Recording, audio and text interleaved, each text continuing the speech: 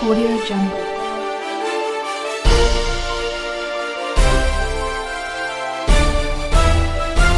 Audio Jungle. السلام علیکم ناظرین، میں ہوں آپ کے ساتھ راجہ مدال چوہان اور آپ میرے ساتھ میرے یوٹیوب چینل پر موجود ہیں۔ تو ناظرین، آپ سب کو معلوم ہے کہ ملک میں اس ٹائم سیاسی صورتحال بڑی خراب چل رہی ہے۔ سیاست اس ٹائم بڑی عجیب جانب نکل چکی ہے اور بہت زیادہ سیاست میں گڑبڑ ہو رہی ہے۔ ایک طرف بلاول کا مارچ چل رہا ہے جو تیزی سے اسلام آباد کی طرف روانہ ہے،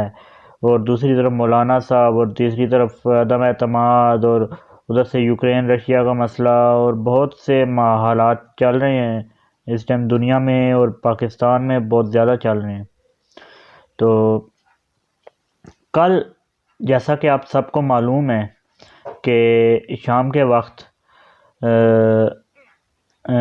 ملک پارلیمنٹ میں انصار الاسلام فورس مولانا صاحب کی،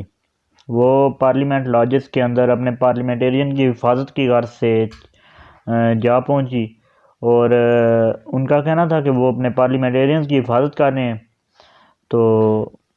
انصار الاسلام فورس کیا ہے، پہلے یہ دیکھتے ہیں۔ انصار الاسلام فورس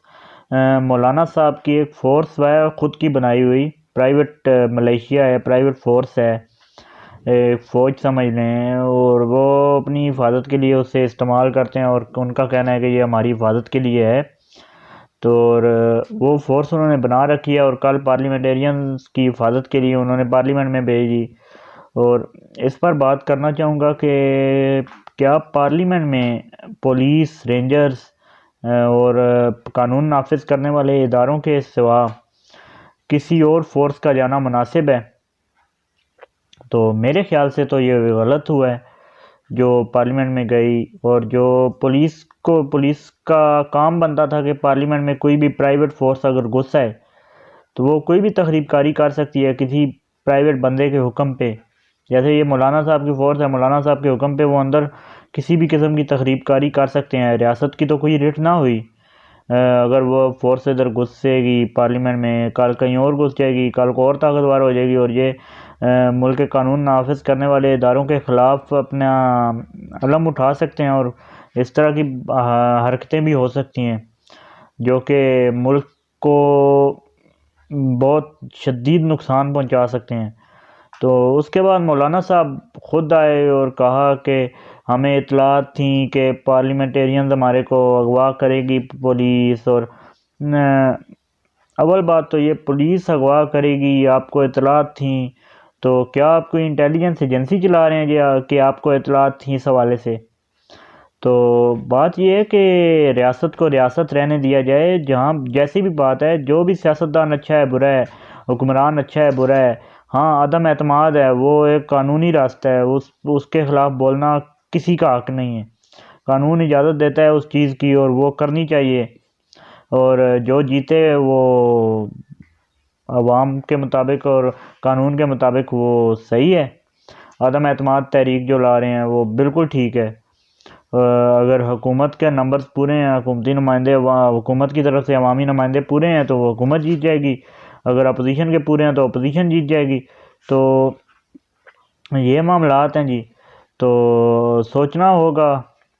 حکومت کو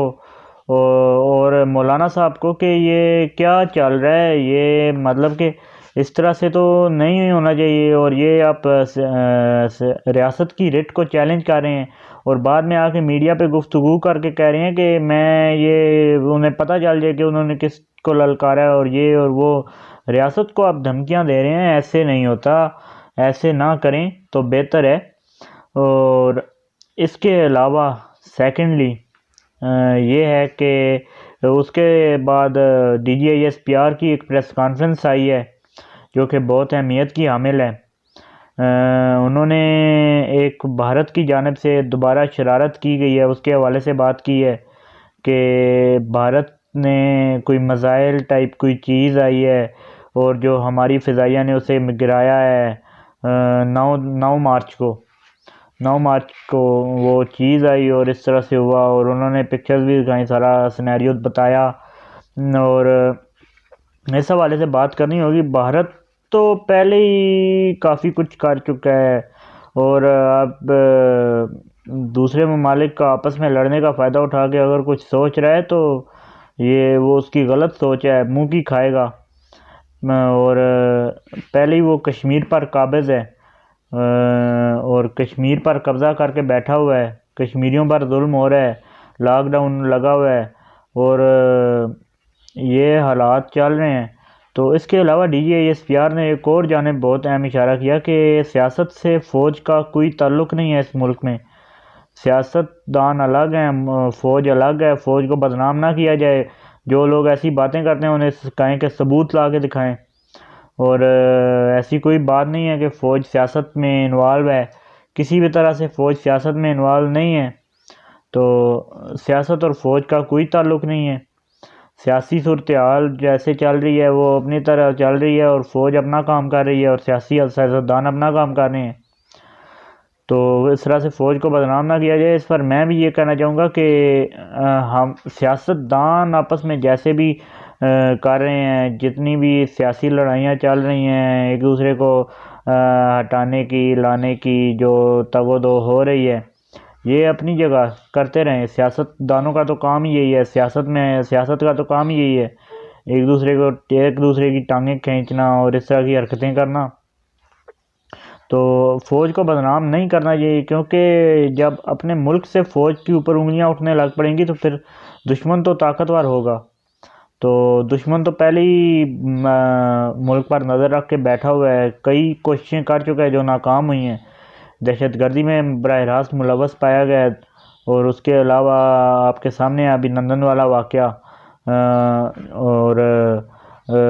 اس طرح سے کئی کوششیں کر چکا ہے دشمن تو، اور وہ ابھی بھی تیار بیٹھا ہوا ہے، اور لیکن اس کی ہمت نہیں ہے، اور اس کے پاس اسے پتہ ہے کہ اس کا وہاں بننا کچھ نہیں ہے، وہ موقع کی تلاش میں ہے، انہیں موقع نہ دیا جائے تو اچھا ہے، فوج مضبوط رہے ملک کی تو ملک کا دفاع مضبوط ہوگا، فوج پر انگلیاں نہ اٹھائی جائیں تو بہتر ہوگا۔ تو فی الحال تک کے لیے اتنا ہی، اجازت دیجیے گا، اللہ حافظ۔